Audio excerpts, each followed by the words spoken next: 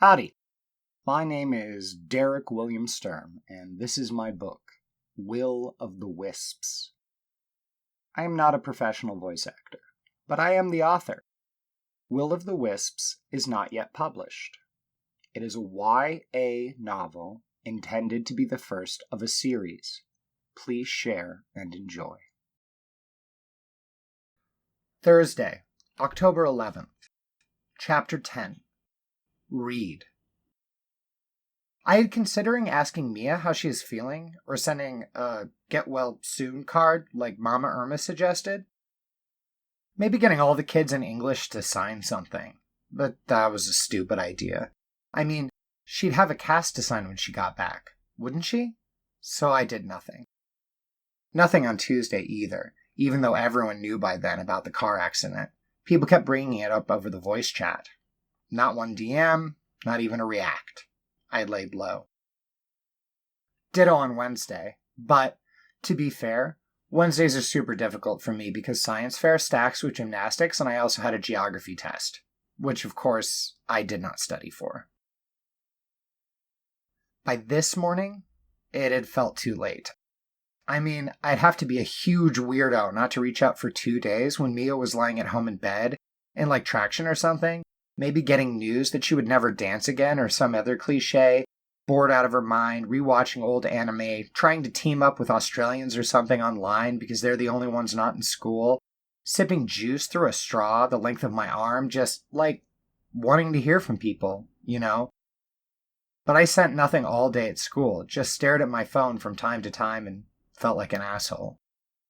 Maybe it would come off as cool if I waited until now. Like, I wasn't worried about her, but I still cared. I'm thoughtful, not obsessive. That would work, right? I type out a one-word message. It takes me 10 minutes to get it just right.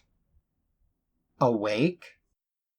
The green dot indicating when Mia's account is online immediately lights up. I exhale. Had I been holding my breath? It's not like I have a crush on her or anything. Everyone knows I'm into Jessie Nguyen. Even Jessie knows since Shawn told her. For your own good, he had said. But Mia is, well, Mia. We'd been friends. Once. I mean, we're still friends as far as the green dot on my phone was concerned. Then there are 3 more dots, bouncing up and down on the screen. Epilepsies, I think. Mrs. Torgan hates them. Immediate half points off for anyone that uses them in an assignment. But they don't mean what she says they mean. They mean that Mia is typing something that is not done yet and is taking forever for her to finish it, which means that when she does hit send, it will likely say, yeah, exactly. Anytime someone takes that long to answer a DM, it's because they're deleting message after message and will eventually settle on something small and frustrating. I was half expecting the letter K. Missed you at gymnastics. I got in a car accident. Duh. I know, but... Scratch that. I backspace my excuse and use a sticker instead. Crying cartoon dog, I think. Or is it a rabbit? I don't know, it looks sympathetic and cute. Girls like that, right? So bored. Same. She doesn't answer after a bit, so I keep trying. You were the only one hurt? The bouncing epilepsies return. These ones are taking even longer than before. She doesn't want to talk to me, I guess. But she is. Probably just being polite. It's weird how we used to pretty much be best friends, but we can't be now. And she spends all her time with Kaylee. Shawn says people really don't get to pick their friends. They just have to stick to their own kind. Like, jocks with jocks, nerds with nerds, girls with girls. Oh, and also, I don't count as a jock, he says, because gymnastics doesn't count as a sport. But, who would even hang out with Shawn if I didn't? He doesn't care about anything. The dots stop. Minecraft? Chapter 11. Franky. Amber isn't willing to knock on my sister's bedroom door. I raise my hand a few times, but I feel the same apprehension that I imagine Amber does. I wish Luke was here, but it had to be Amber. We decided. I didn't talk to Mia that night, the night of the accident. Mother and father were all over her. At least they didn't blame me for it. Though I could already hear my mother sucking her teeth the next time I dared mention Mia coming anywhere with me and my friends. Oddly, getting bounced from babysitting duties would have felt like a dream come true last week. It doesn't now. Now I want to talk to her. Maybe I'm not as enthusiastic as Luke is. Demanding might be a better word. And every day he gets more demanding. Amber and Thomas aren't any help. They want answers too. But what could I have done? I've had to go to school each day while Mia stays home and my parents read to her, bring her ice cream, and take her to the doctor to check to make sure there's no swelling in her brain or whatever. They've had a million chances to talk to Mia, and I've been stuck listening to my friends speculate and push, and that's all over now. It's Thursday, and after an hour of panicky eavesdropping in the kitchen, I managed to confirm Mother was headed to her weekly book club. Father, thankfully, finally left Mia alone to watch some stupid political thing where stupid old men yell at each other, and Amber texted to tell me she was at the door. It had to be Amber. Dad might be distracted now, but if I let a boy in the house, there's no way he'd keep his eyes on the television. Luke and Thomas came around to the logic of it eventually, but now, outside Mia's door, I'm the one having second thoughts. Amber reaches out and takes my hand in hers. Then, slowly, with her eyes holding mine, she lifts both of our hands to knock on the door together. Mia doesn't answer. We knock louder. There's a slight shuffle from inside the room, probably from Mia peeling her headphones off. Mia uses the old-fashioned winter muffler types because she hates things in her ears. We knock once more. Yeah, come in. As we enter, Mia is struggling to hang her headphones up on the bedpost. Amber moves forward to help, but I stop her. My sister has never thanked anyone for implying she can't manage on her own. Looking around the room, I can tell her injuries haven't changed that. A precarious stack of cereal and ice cream bowls loom menacingly from her bedside table, the spoons spiraling out like steps on a staircase. Her clothes, not the ones the hospital cut off, but the ones from last week, are scattered across the floor. Mia has an iron will.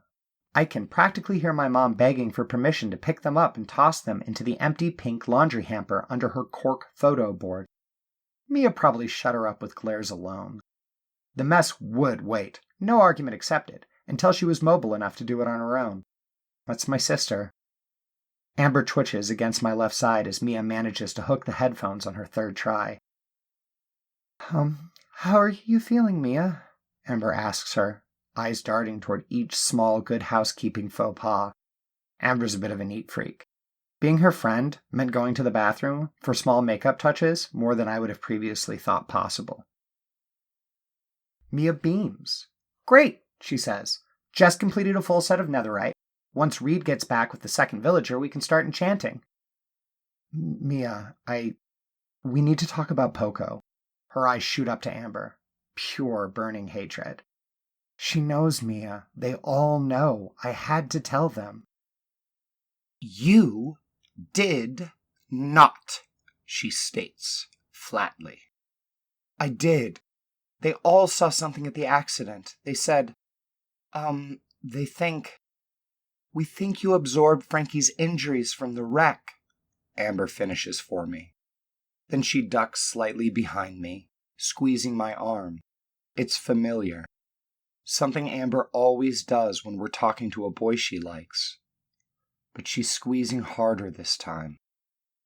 Mia slumps back into her pillows and pulls out the wooden back scratcher I gave to Dad for his birthday 2 years ago. She tries to scowl at Amber, but settles for me because Amber's face is buried in my hair, and shoves the stick roughly inside her cast. I can tell by the little squeak Mia makes that the shove was a bit harder than she intended. Mia, I start, but I don't have to continue. She holds up her other hand and begins to tell the story she told me before we got into Thomas's car. She must be doing it for Amber's sake, even though Luke had made me repeat it for them a gazillion times already. We wait patiently for the story to catch up to the car wreck. Friday, October 12th, Chapter 12. Reid.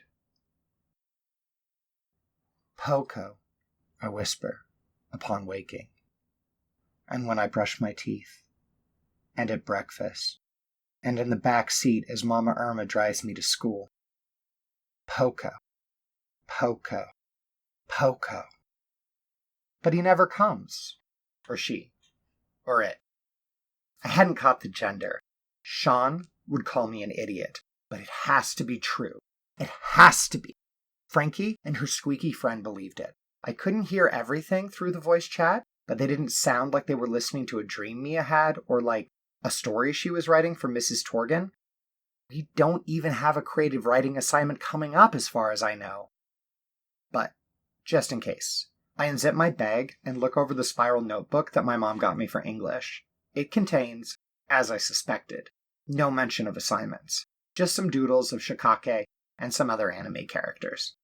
Mia had said Poco gave her perfect balance and, well, can confirm.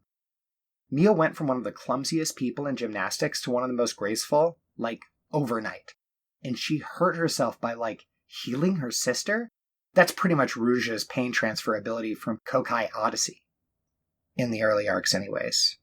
Before she figures out how to transfer her own injuries to enemies with the spirit bow. Which means I can get superpowers too, but better ones. I know all the good powers. A lifetime of watching anime was finally going to pay off. And, as an added bonus, I can make Shawn eat his words. The only problem was finding Mia's invisible genie.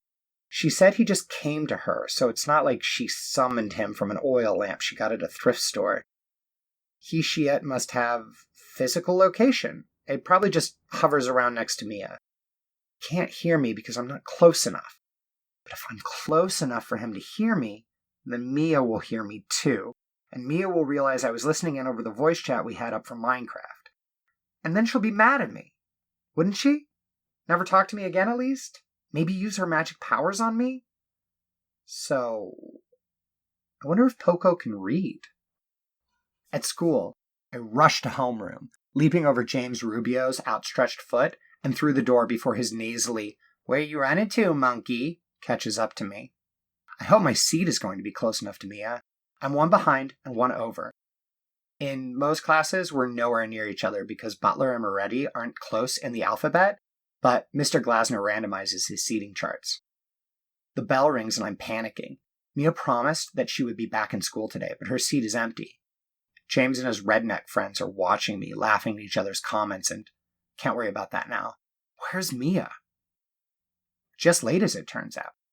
Mr. Glasner is trying to lecture us about our growing bodies and how we are larger and heavier and blah, blah, blah. Someone is going to get hurt, and Mia slides through the door on a single crutch. She walks perfectly, like someone who had been missing a leg for decades. There's some giggles, and Mr. Glasner tries to apologize to Mia, saying that he wasn't talking about how she got hurt, but I can't stop thinking about the walk.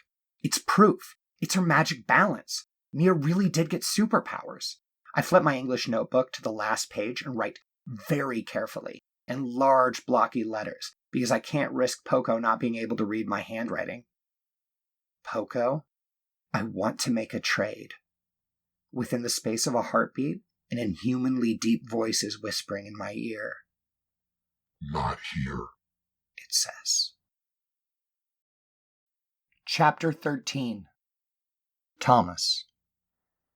Everybody managed to get a ride to the meetup.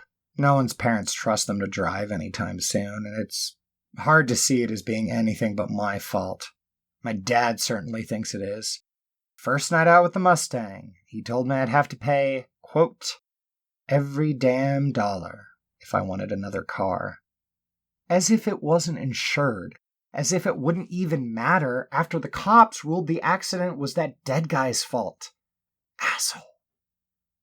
Anyway, we all managed to convince someone to drop us off at Sheila's.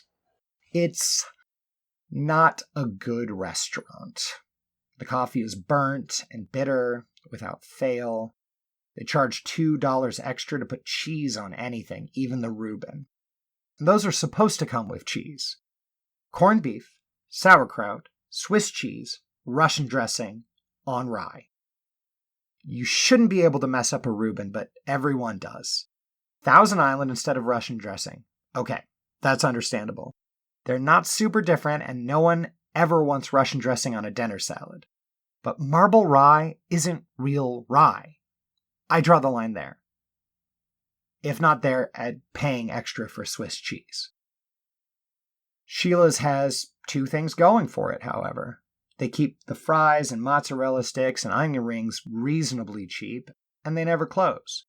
So the people that you see there are pretty much exclusively high schoolers and college kids, and a few long-haul truckers. I think they're truckers, anyway. Not suicidal enough to ask. Pretty sketch dudes in any case.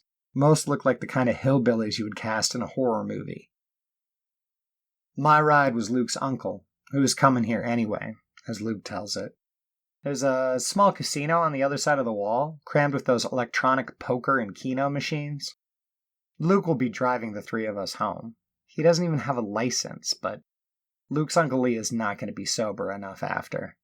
We were lucky he was sober when he drove us over. He's not one of those cool drinkers with hip flasks and cocktails. He just pounds cheap beer all day, one after the other, slow and steady. Like Dad, but worse. Franky comes last, after the rest of us have gotten our food.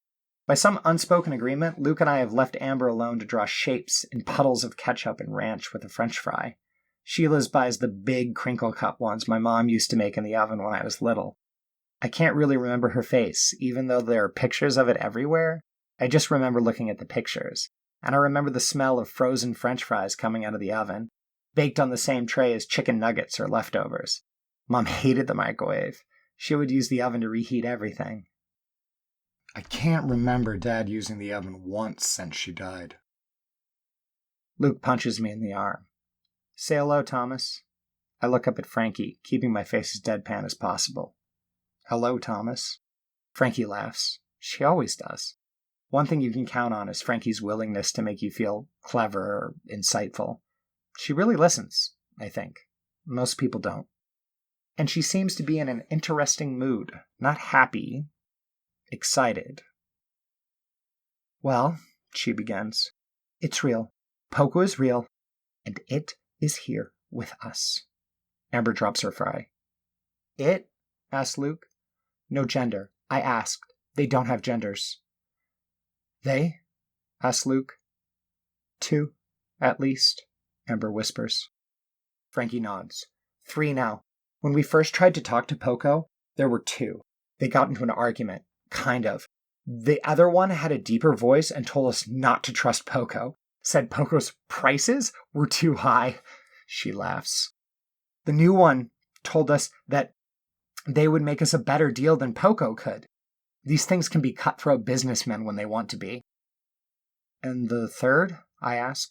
But the waitress is back before Franky can answer. She orders black coffee, as she always does, even though Sheila's is the kind of place where they expect you to put your own creamer in from little plastic cups that you inevitably have to bag off another table, or steal. But Franky always makes sure the waitress knows that she will be drinking it black. Once Franky has her coffee, has blown on it, has taken a few more sips than is realistically necessary for her drama, she continues. Poco started talking to me, again, right before I came here. Introduced me to another one it called Younger. Actually, to be accurate, it's the younger one that came with me. Been whispering to me the whole ride over. It's really excited to have, get this, emotions. And we hear it for the first time. I can tell it's speaking to all of us by the way Luke and Amber flinch. Okay, that's not fair. Luke Kim has never flinched in his life. It's more of a widening of the eyes, really. How does it feel? The voice says, in a tone that isn't really questioning. Warmth, cold, sorrow, contentment, jealousy, frustration. You take feelings? Luke asks, looking less collected than I have ever seen him in the dozens of years we've been best friends. Not take. Never take. Trade. How does it feel to love? This one wants to feel love. They trade natural traits for unnatural ones, Franky explains. Mia traded her freckles for perfect balance, and then, to save me, traded her ability to dream for the power to take other people's injuries. That one likes to dream. It dreams often. This one would like to feel. You would like to trade. That one? I ask. Amber answers. They don't seem to understand names. They call themselves this one and each other that one. Except Poco, Franky adds. Poco seems to like the name my sister gave it, but others don't seem to need or want to call it Poco. Betrayal. What? I'm barely able to stop myself from spilling coffee on the table. How does it feel to be betrayed? This one will trade for your ability to feel betrayed. You would like to trade. Tell this one what it is you want. This one can give it to you. This creature, whatever it is, seems to want the unpleasant experiences just as much as the pleasant ones. And freckles? Why would it want freckles? It's a disembodied voice. How could it even use freckles? Do you have a body? I ask, like a physical form that can touch things? You want to trade this one your body. No, I do not want to trade my body. I am asking if you have a body or not. Yes. Yes, you do, or yes, you don't. Yes. You want to trade. Don't bother, Thomas. This one is definitely not as smart as Poco is. It doesn't seem to understand how people work. Franky is watching me over the lip of her coffee mug. I can't tell if she's hiding a smile. Her eyes seem to be... I don't know. Who understands girls? No one, that's who. Maybe I could trade for the unnatural ability to understand girls. Yes. This one understands. This one will trade with you, Thomas. Then you will understand. They read minds too, Franky says. So... Luke draws out his question, thinking. Luke has always been the kind of guy who likes to think things through before acting. It's not caution, exactly. It's kind of a slow, purposeful decision-making process. He continues. Did you do it? Did either of you make a trade? Amber did, Franky says smugly, with the third one, Mr. Deep Voice. We look at her. The question seems too obvious to say out loud. Amber picks up another fry and eats it, the first thing she has eaten. She sighs and looks up. I ask for the ability to see in the dark. And it works? I ask. She nods. What's it like? All green or like heat vision? She shakes her head. It's like when there isn't much light but you can still see. I think my eyes just pick up more of the tiny light and use it better or something. Like cats maybe? You would like that, Thomas. You would like to make a trade like Amber. What did you give up for it? Luke asks. None ya? Amber answers him, chucking a fry across the table playfully. None ya business? Luke catches it in his mouth, grinning. But is it worth it? I ask. Why am I the only one not smiling? Why is everyone so calm about this? Fine, Amber answers. It was a test anyway. A small, inconsequential swap. I settled on night vision because the trade-off was low. Some of the other stuff we thought up seemed a bit pricey. She coughs and looks away from the table. Lower than getting rid of negative emotions? I ask. It seems like some of the prices might be better than the powers that you get in return. Luke nods. I can't imagine Mia was too bummed about getting rid of her freckles. She hated freckles. Franky looks sharply at him. What? Luke continues, putting his hands up defensively. She mentioned it all the time. You hadn't noticed? Mia thinks her freckles make her look like she's always dirty. She is always dirty, Franky mumbles. So who's going next? Luke puts to the table. But I already know who's going next. They can read minds, Franky said. How about fear? I think as loudly as I can. Do you want to experience the feeling of fear? More than anything. This one wants your fear, Thomas. By the lack of reactions, the creature's only talking to me now. Perfect. What do you want for your fear, Thomas? Do you still desire understanding? Why not? Like Luke said, it doesn't matter what I receive. The real power is the chance to trade away my fear, never feeling it again, never being held back. The kind of confidence Luke has always had. The kind of confidence that every girl says she wants in a guy. Make the trade, Thomas, the creature says in my head. And I do. Chapter 14. Caleb. When I was younger, people would tell me I had no imagination. Even my parents. Especially my parents. They were big readers, the kind of snobs that got 2 copies of the New York Times so they could race to see who completed the crossword first. And they filled my room with books. The nonsense of Dr. Seuss and other colorful titles. I would find the errors, there are always some. The man was more concerned with crafting absurd names and words to rhyme with other absurd names and words than to fact-check his illustrations against the trite description. It was a world without stability. When I got older, I learned the books without pictures they were writing for kids were worse. As for television, cartoons I cannot abide. The same problem. Live-action TV was better, but my parents thought it was too violent. Ignoring that greater violence existed in the cartoons that they were slightly more approving of. It was just inaccurate violence. I knew from my first injury that they were doing it all wrong. I knew the truth about the fragility of life from my experience with insects. Violence is not a joke. It is not something you just bounce back from. You have no imagination, Caleb. That's the problem, they would say. It was their explanation of my so-called inability to appreciate the books they'd appreciated when they were my age. And their only solution? More of those books. I just needed to find the right one, they said. Something to spark my interests. Something that would stoke the fires of imagination in me. They spoke like this often, in metaphors. Fire was one of their favorites. They treated it like a source of energy or inspiration or creativity. But fire is none of these things. Fire is a destroyer. It consumes everything that it has not consumed already, turning it into a gas, into smoke, leaving only charcoal and ash behind. Gradually I began to learn what all the adults and other children meant when they said imagination. They meant deception. They meant lies. Lies told to children, lies told to themselves. They filled their world with falsehoods and fantasies, substituted unpleasant truths for their metaphors and idioms, played with language like you could change the world by changing definitions in a dictionary. And look where it got them. Now, as an adult, more than just an adult, I am being told that I do, in fact, have an imagination. That my lack of imagination was just another in a long series of lies that make up my existence.